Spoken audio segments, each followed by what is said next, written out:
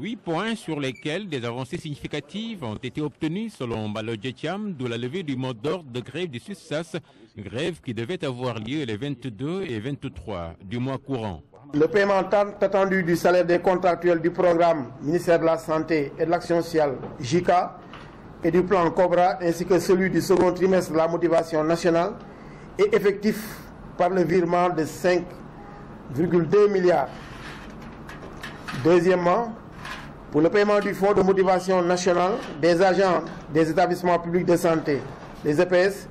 les directeurs d'EPS sont invités à prendre en charge la question dans leur budget avant la régularisation par le budget du ministère de la Santé et de l'Action sociale. Les autres acquis tournent autour du reclassement des infirmiers d'État et sages-femmes d'État diplômés de la formation e-learning avec AMREF en partenaire dans leur catégorie de droit, le recrutement des cadres en santé communautaire sortant des universités, Bambey en l'occurrence, le recrutement des prestataires des établissements publics de santé. À propos de la création de nouveaux corps dans le secteur public de la santé,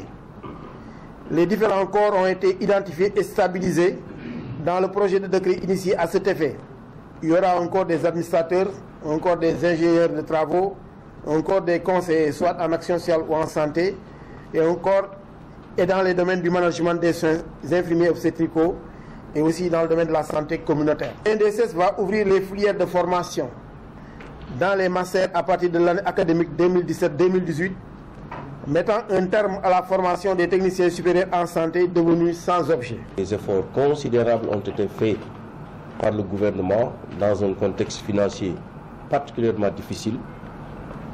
et nous espérons que cela va nous permettre d'avoir non pas une pause syndicale pour ce qui concerne les grèves, mais plutôt, puisqu'on ne peut pas ne pas avoir de temps en temps des grèves, une accalmie de très longue durée.